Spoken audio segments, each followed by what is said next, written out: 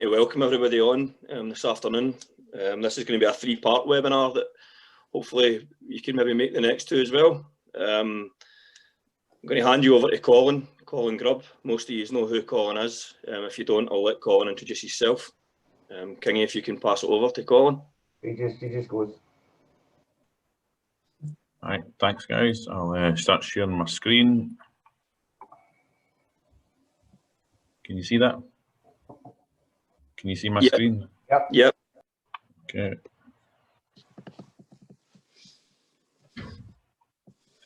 So yeah, I'm Colin Grubb.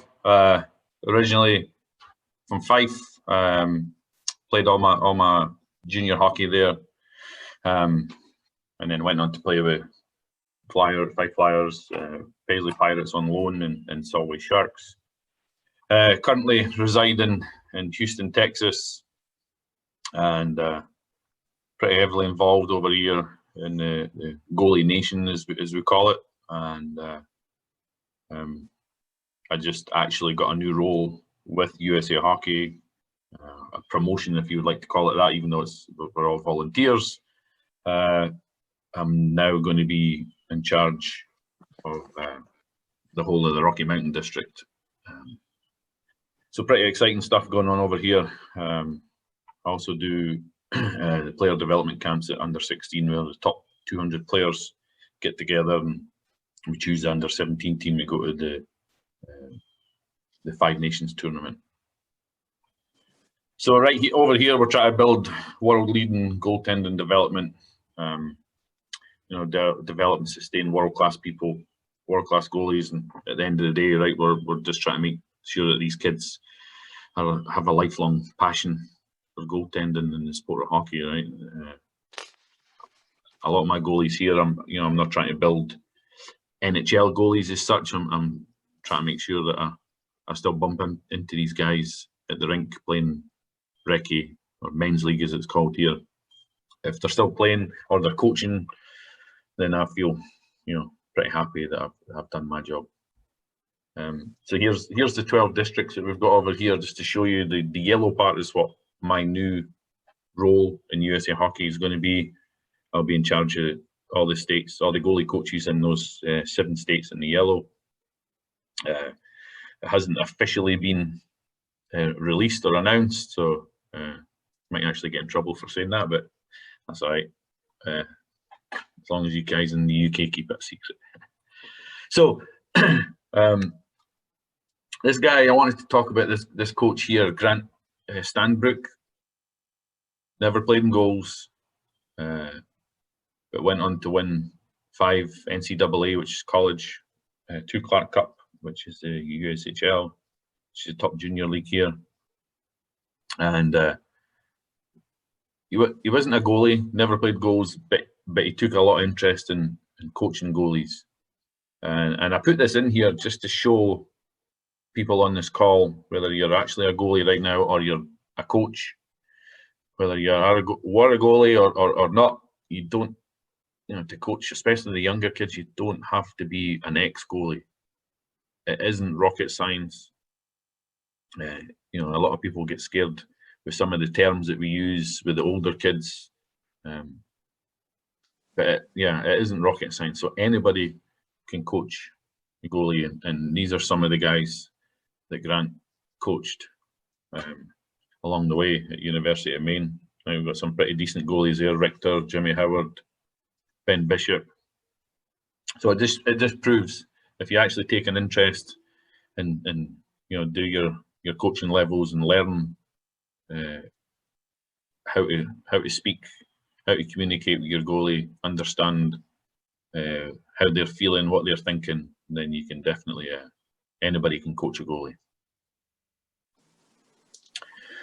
This is a term that I use all the time. I even use it in my own personal work life. It's E plus R equals O, which I think ties in to goaltending. And it's, E equals event, and you cannot control the event from happening. Response, you can control your response, and then ultimately the O is the outcome, and your response to the event determines the outcome. everybody always talks about the mental side of the goaltending. But if you keep this in the back of your head, it'll help you get through some situations that you might struggle with in the past. So just thought I'd get that there in my hashtag. A lot of my teams that I coach, head coach, we use the hashtag DMGB, and it doesn't matter, get better.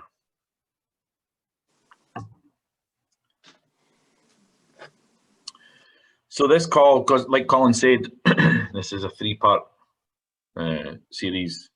As you can see, the 6 fundamentals, we break it down here in the US as 95% of the fundamentals is stance, skating, and positioning, and that'll be the 3 that we go over today. And then once you get them down, the other 5% come into play: your save selection, your rebound control, and your recovery. You can almost use this for players as well, but just amended slightly. So we'll talk about our stance. Sorry. We'll talk about width of the stance, your hand positioning, your depth, your knee bend. I don't know why my pictures aren't all coming up. There should be three goalies there that show you how each stance is different. I wouldn't say there is a right and a wrong stance, but simple tweaks, small tweaks can definitely help your stance become better. I wish the picture were here, because you would actually see the 3 female US Olympic gold goalies and how their stance is different, because they're all different heights as well. It's annoying. So in your stance, right, you want your hands off your body. Helps cut down that shooting angle. Helps you track the pucks.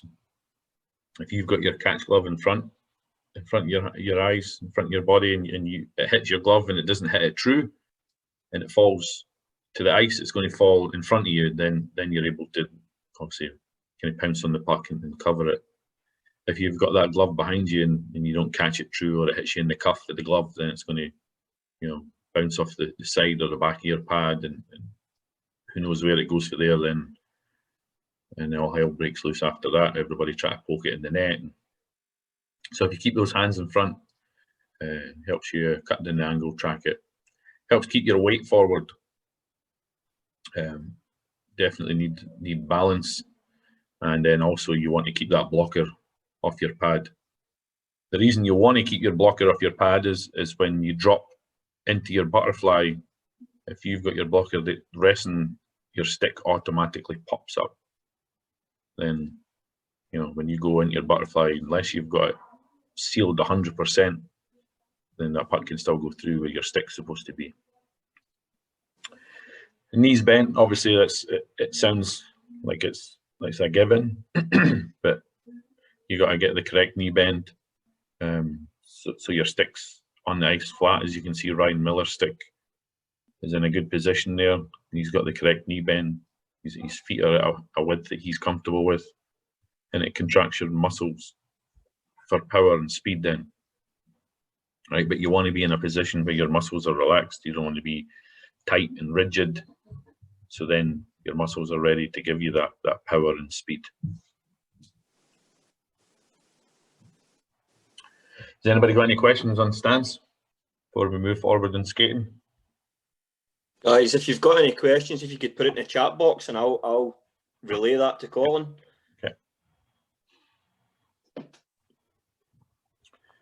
Okay. So we'll go into skating. Hockey in general, every position in hockey, you got to be able to skate. They always say the goalie's got to be the best skater on the team. I agree with that in part, that the goalie doesn't need to be able to go skate full length of the ice and do crossovers as good as a player with their equipment on. I'm talking about, but you definitely need to be able to control those edges, have the right balance, so you can get from A to B in a timely fashion. So as you're skating, a lot of you guys have probably heard a lot of this before, right? That your eyes move first with every skating movement. I recently listened to a video that Scott Clemenson, who's the Washington Capitals goalie coach, done, and he was talking about skating or tracking, as he was actually talking about that if you're going from point A to point B, that he correlated it with crossing the road.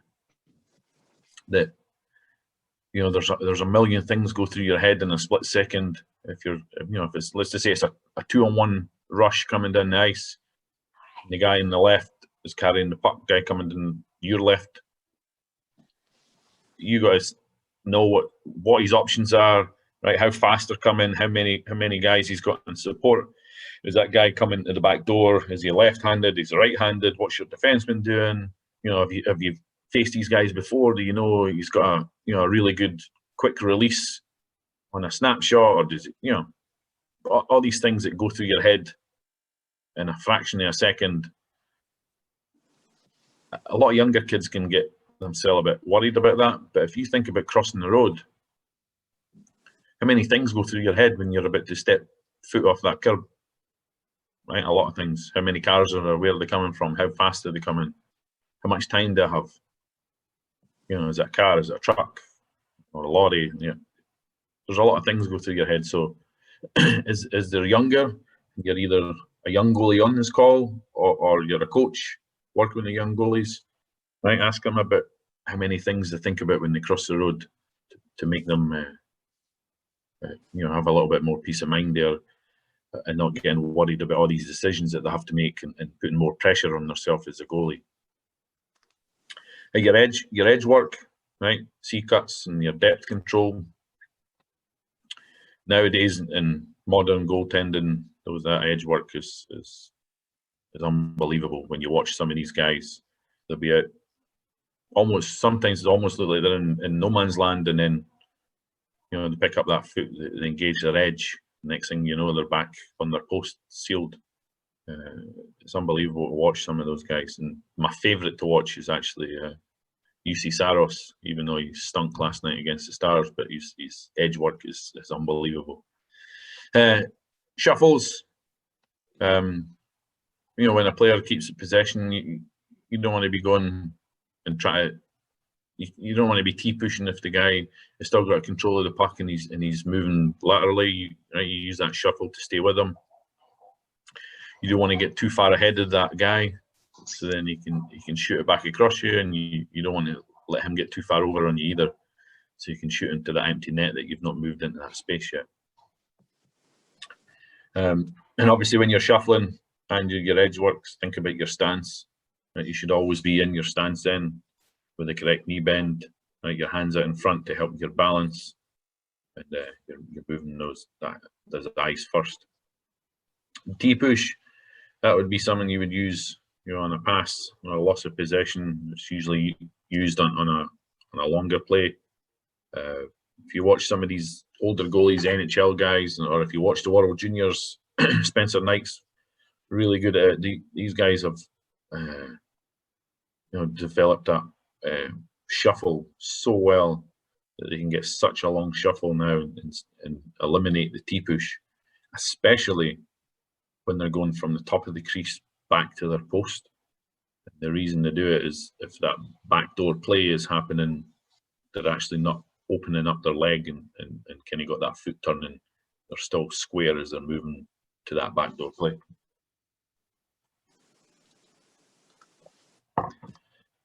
Butterfly push. Right, you need a good coil, which means you got to bring that leg up, bring that knee up. You can't just have your leg kind of out straight and be able to get that like a good push. Good coil on the leg, so your full blade is on the ice, right, and lean instead of the rotate. And then the head trajectory and moving as a unit of one, right? So then there's no starfishing, as it's saying there, right? So you're not opening up all your limbs. You're staying pretty tight, eliminating any holes, and you go for A to B, or when you and King had Jim Corsi on, he used spot to spot, which was a really good term that I like.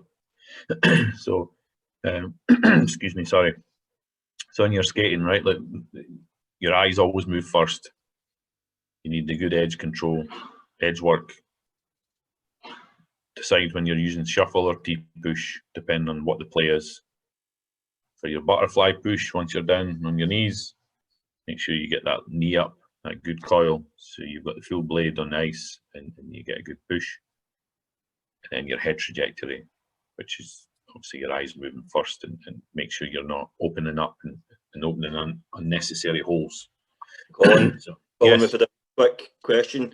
It doesn't say the person's name, but can you explain lean rather than rotate? Yes. So the lean rather than the rotate is some guys when they go to do the butterfly push don't. It's hard to without actually showing you. So you lean in rather than when you're not. You could end up rotating. It's really hard to actually explain without showing it on the ice and getting a goalie to do it two different ways and letting them see it. But yeah, some of those butterfly pushes, guys end up over rotating. So then when they get to the next shot, they're not square. Is that the only question? Yep, that's all. Yep.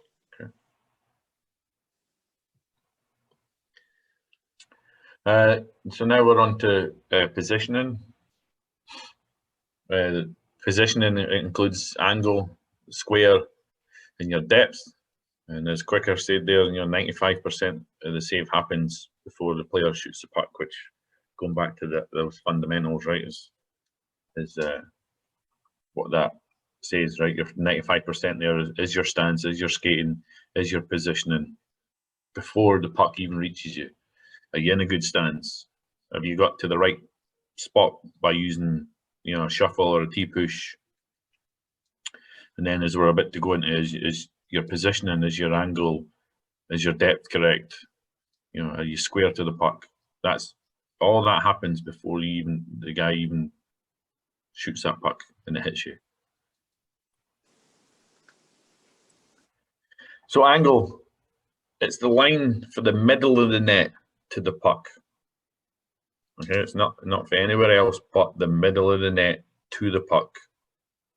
You're on angle, right, when you divide that line in half. As you can see the two little black marks, that's your feet.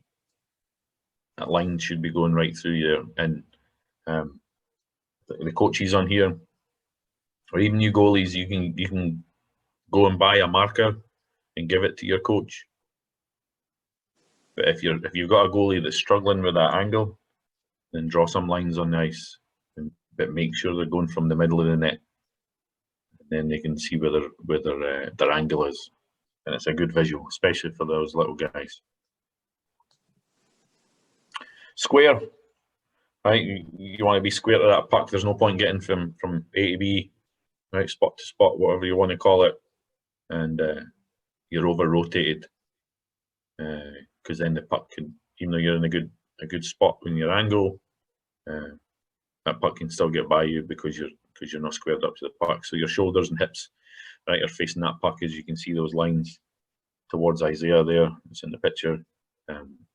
He's nice and square to that puck. It also means then when the puck does hit you in the shoulder, it's hopefully then it's falling back in front of you rather than it going to the side. If he wasn't quite square, if he was slightly rotated, say to his glove side, since Isaiah has a right hand catch, if he was slightly rotated that way and it hits him in the shoulder and then it falls, to the side of his right leg there, then again, like I've said, all hell can break loose and everybody's coming in and try to poke the puck and whack away at you. So it's a little bit more controlled there when the puck hits you and you're square and it falls in front of you. Depth is the distance. It's your distance from the goal line, right? The closer you are to the puck, the more net you take away from the shooter.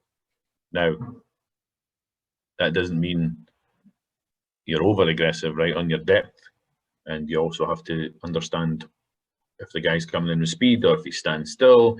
Does he have any other options?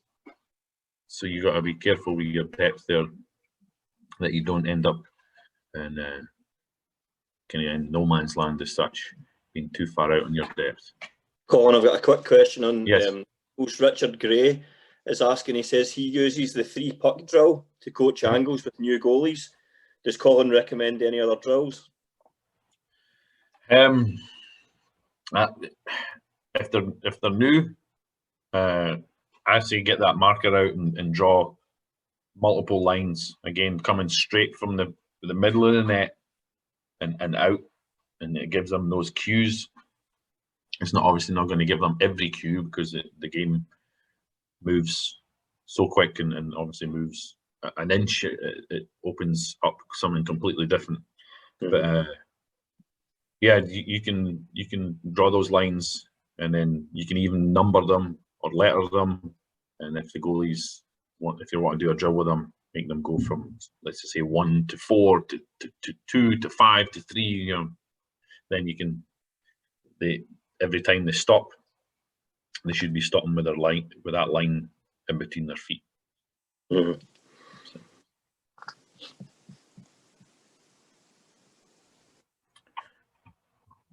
This video will play here.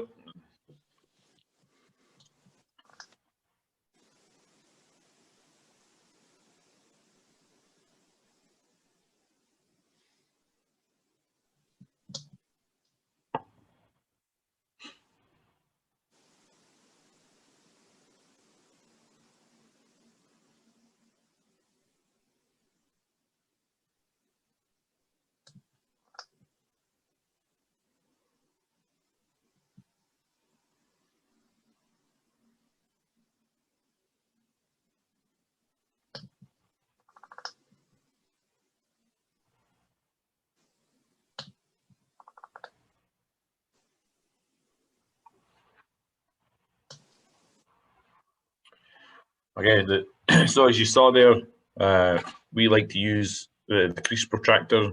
There's even now a company, Easy Crease, that actually make them. When we first started using the crease protractor, we would just do it, make it ourselves with a piece of string and a little clip, and pull out that piece of string with the pen at the end, the marker, and draw a crease. That also allows your goalie, when you're doing station-based or small area games, to actually have a crease and understand where they are in the net, where their angle, where their depth are, if they're square. It's definitely a big advantage to your goalies. They're also, actually, I think that video has other things here. Let me replay it to talk about the depth and where you should be, A, B, C, D, in your net: aggressive, base, conservative, or defensive. It'll show you the zones on the ice where you should be in correlation to those A, B, C, Ds. So let's see if it will continue to play.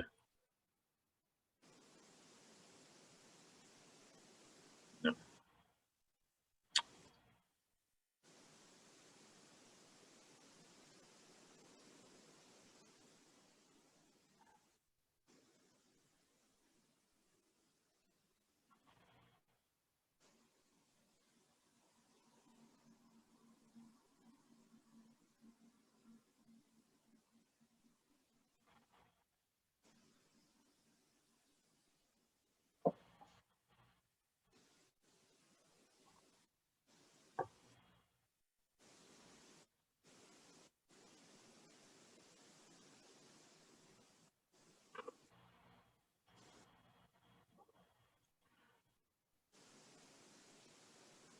Oh, here we go.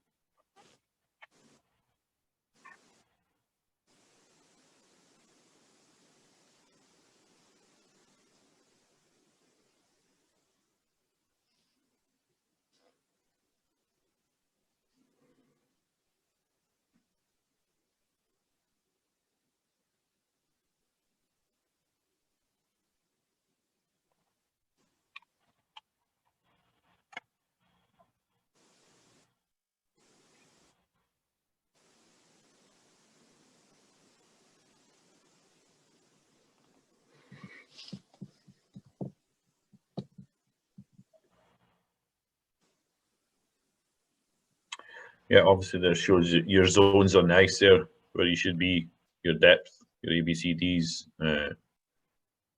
where depending on where the puck is on the ice. And like we said, the game changes so quick. Nowadays, these players, especially, are getting so dynamic. They're moving the puck so quick. The technology that's in the sticks for those kids to release a shot, you really need to be understanding your depths and not get caught too far out or too far back in either, right? I think that's it in the video. So that the call to action, if you're a coach on here, right? Teach your goalies the 6 fundamentals. I know we just went over the 95%, but focus the training on the stance, skating, and positioning. That's your 95%. The next webinar, as Colin said, we'll talk about the other 5%.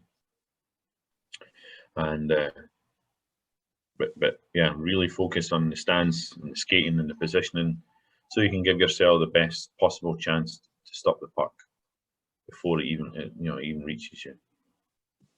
And then have goalies reflect on the 6 fundamentals after the game. How are they feeling, in the game? Are they doing? Do they think they're getting from point A to point B fast enough? Do they think they're getting beat on shots because they're not square, or they're not got the right angle, or the depth? As pucks going under their stick because they've not got the right knee bend. There's a lot of things that come into play. So have the goalies reflect on that. I would also, just to go back to that last one, when they're reflecting, don't give them the answers either. Ask them to explain. I know it might be harder with some of the younger kids, but definitely if you're coaching, I would say 13, 14-year-olds and up, they should be able to explain how they're feeling. Some kids younger than that, understand the game and a little bit better and have caught up. Then they can explain it, but get them to explain rather than giving them the answers. So the role of the goalie, right, most important player on the team. But the key word there is team, right? Yes, you might be the only one on the ice that's dressed the way you are on your team, but you are still part of a team, right? And never feel like you're secluded. If it's a coach, try and not make your goalie feel like they're secluded. Might be that unofficial captain, quarterback, as they would say here. Right, call the plays, talk to your team. You've got your eyes up ice the whole time. Players are often got their back to the play. Be that leader on the team. Big one here is used to be a bit of a stigma there around goaltending, that it was the kid that went in net that couldn't skate or didn't really want to work hard. We'll just stick them in net; it'll be all right. But now, with how dynamic the game is, and like we've already spoke about how good these players are now, how good their shot is because of the technologies and sticks, and players are always practicing something. There's always something new going on with those guys, whether it be a trick or they can go into the garage quite easily and shoot pucks right in the driveway. They can work on that pull and release. Right? If they watch Austin Matthews, who's one of the best in the NHL, if they watch how quick he can release that puck and how he pulls it and changes the angle for himself and opens up a hole that doesn't look like it's there, they can go do that in the garage. It's hard for goalies to do that away from the rink. So when you do get on ice, you've got to make sure that you're the hardest worker. Team confidence starts with the goalie. Right. Coaches on here, I'll definitely say, if you've not got the confidence in your goalie, you're worried about it. You could have some of the best forwards in the league, but if whenever the puck enters your defensive zone and you're not got the confidence in your goalie, then you're worried.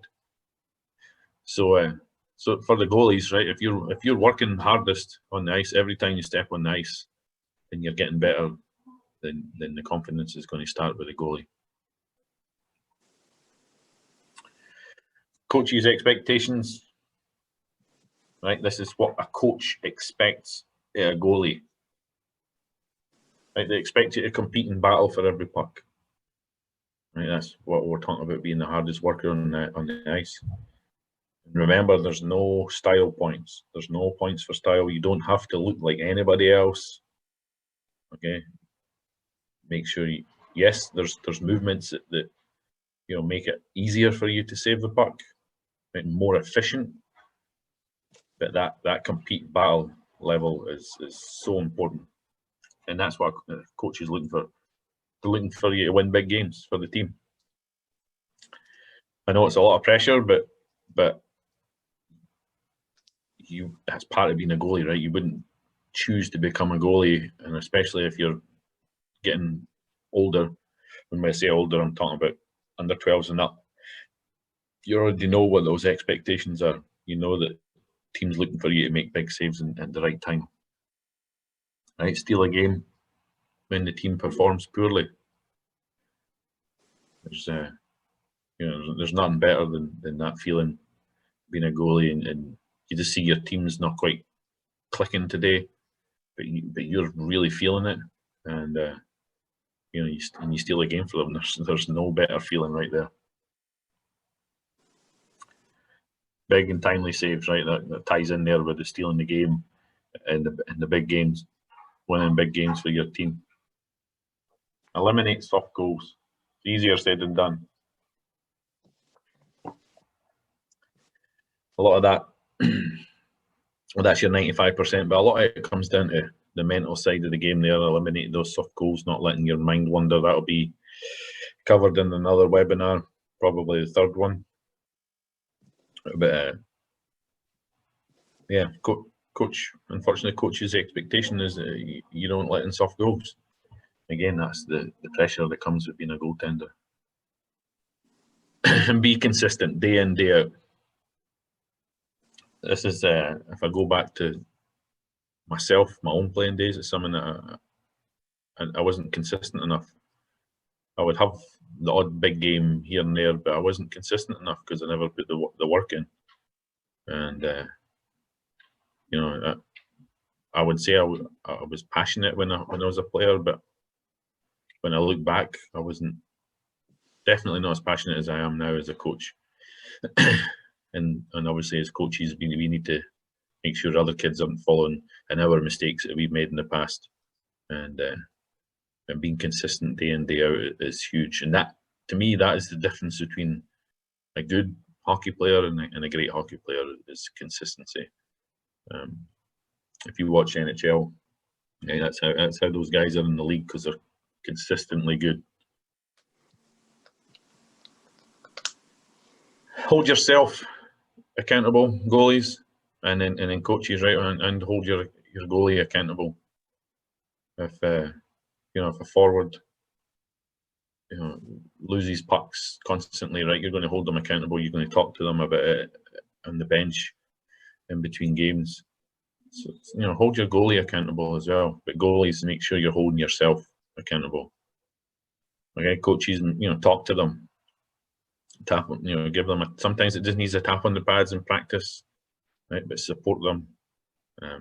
Like I said at the very beginning, you don't need to be an ex-goalie to support them or to talk to them.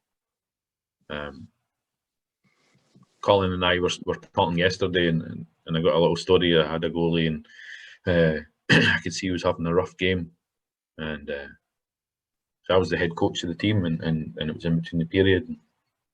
I actually got him to come sit on the bench, sat him down to start talking to him about something completely different than hockey for the the minute or whatever break we've got in between the periods. We both giggled a little bit about what we're talking about. We're actually talking about American football, because he played football as well. And you could see him actually take a big deep breath, and it was like kind of the weight fell off his shoulders, and he went back out, and it was absolutely lights out. And it was just by talking to them. So yeah, so make sure you're holding yourself accountable, goalies, and coaches. Make sure you're holding those guys accountable. So that's me. That's pretty much it for part one, covering that 95%.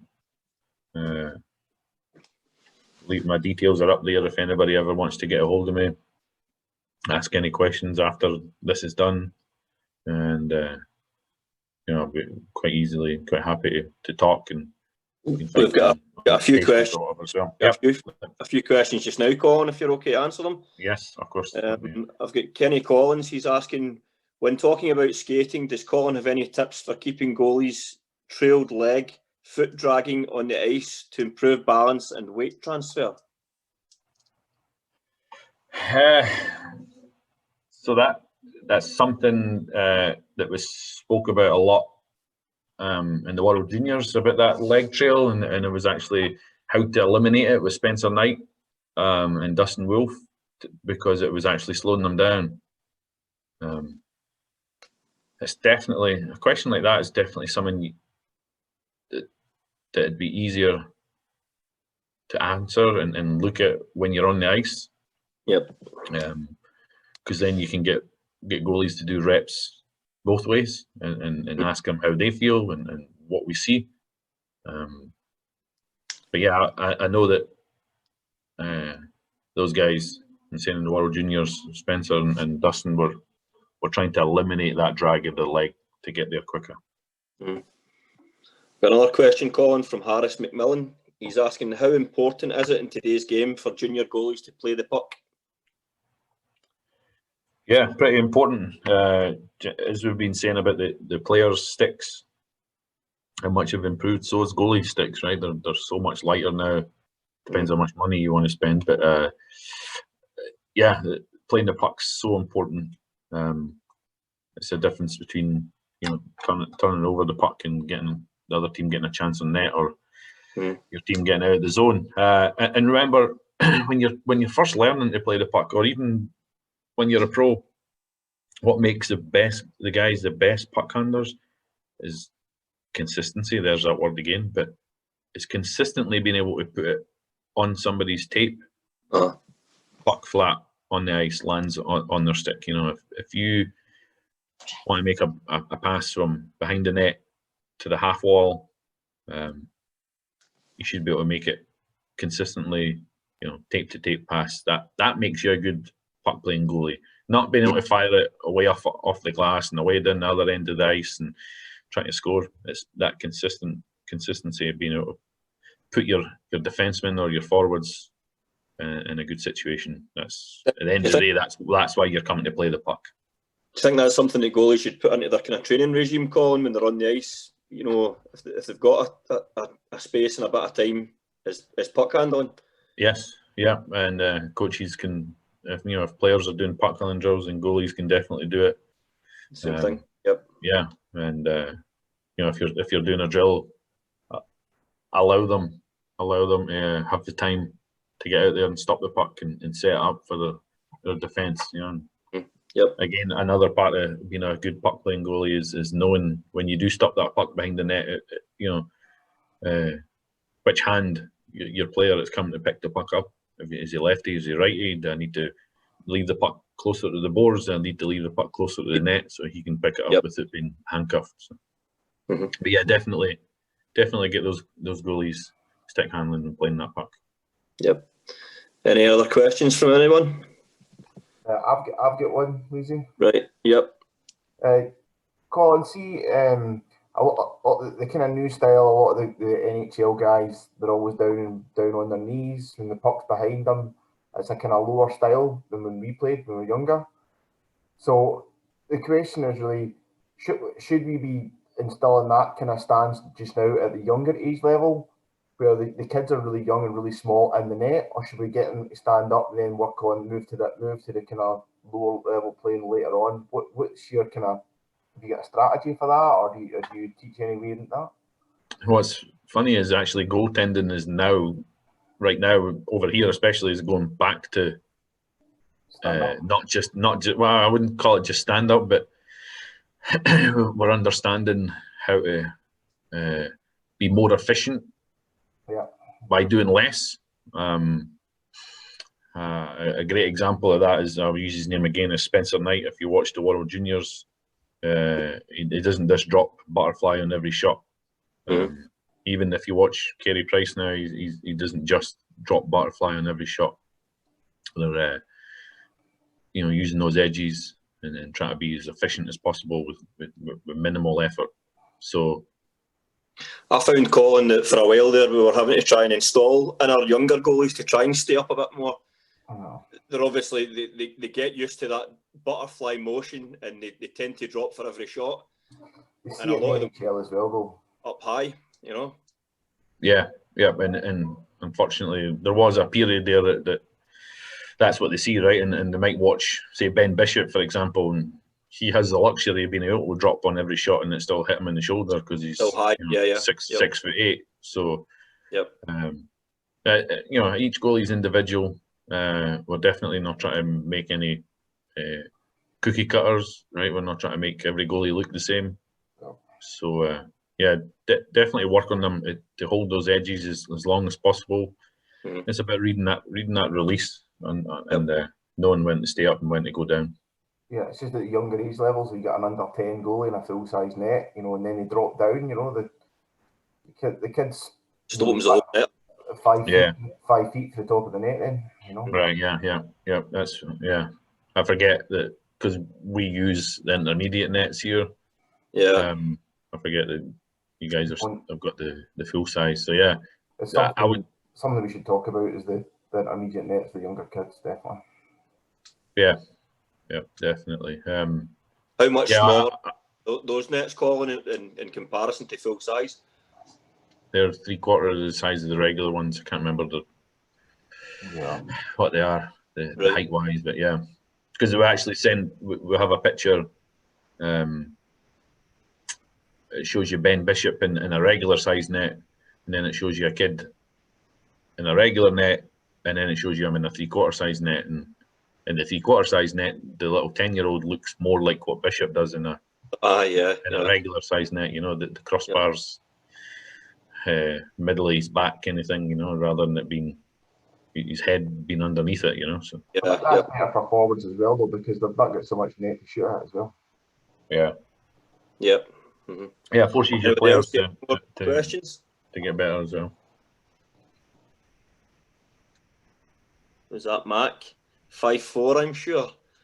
Is that the height of the net, Colin? Or 54 inches, sorry, 5'4". Right, there's a good chance it probably is, yeah. Yep. Can't remember the exact dimensions of them, but yeah, there's 3/4 size. Definitely a lot better. And we even developed a little peg for the intermediate size nets that holds them in place, but they break loose pretty easy, so kids don't get hurt if they fall into the net. Right. But if you don't use the pegs, the intermediate net, because they're so light, end up just, especially when it's fresh cut ice, they end up sliding all over the place with just the slightest nudge. This is going to be a strange question from me, Colin. And what pens do you use when you're drawing on the ice? I wish I brought it in with me. I actually use, it's a company called Elmer's. It's a big, but you can use like a big thick Sharpie. Right. I don't know if maybe if Kinger uses a specific marker in the UK, if he's found something that works. But I know that Elmer's, you can buy them on Amazon. Right. So. Okay, we've got a question, Colin, from Ewan King. He says, hi, Colin. Question from me on depth ABC shown earlier. With A being so far outside the goal crease and the game being very east-west now, is this a depth that would still actively coach yourself, or would B be your ideal depth in those aggressive areas? That's a great question. Man,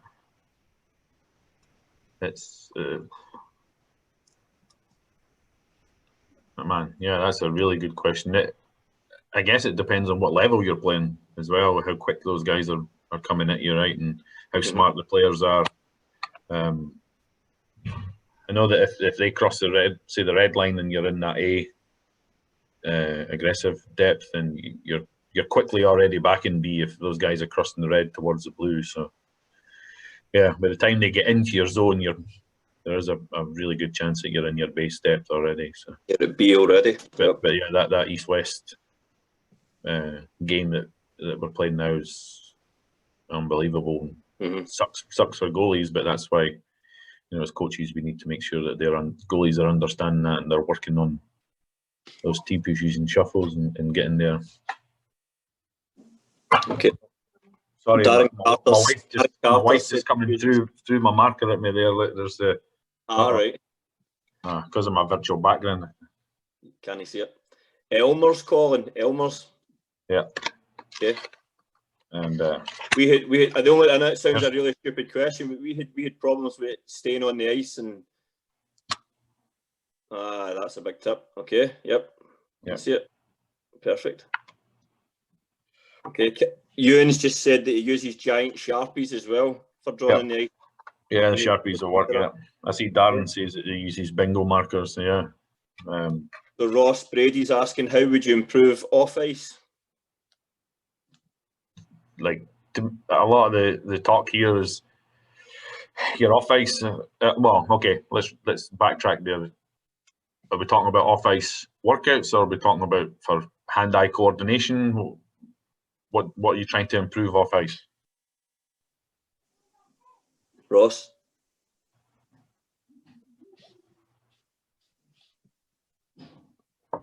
If it's a workout, really it should just be the same as a player. Colin, hand-eye? Yeah, hand-eye, use the internet, right? It's a wonderful thing. There's so many coaches out there now that put content on. Use it to your advantage. It depends on what age they are. But you know, but if it's a little guy, you could just start with something as simple as just bouncing the ball off the ground or off the wall and catching it, like literally bouncing it off the ground, and as it goes up, and you track it, and then you track it back into your hand. It really depends on your age level. So sure, it was Colin. Yeah, it was at your camp. I'm sure we had the ones that are attached to the bungee cord. Yes. Yep. And I know Kinger uses them as well, and I give him a plug. I think he's actually the official supplier of them in the UK. Right? So yes, speak to Ewan. Yeah, but yeah, it helps, because if you don't catch it true, and you know the ball doesn't go rolling away or down the street or wherever, it depends on where you are, and it's on the end of that bungee cord, and you just pick it up and start again. Yep. Yeah, lots you can do for hand-eye off ice. I definitely recommend looking on the internet for some of these experts that do all the content for that. Anybody else? Any questions?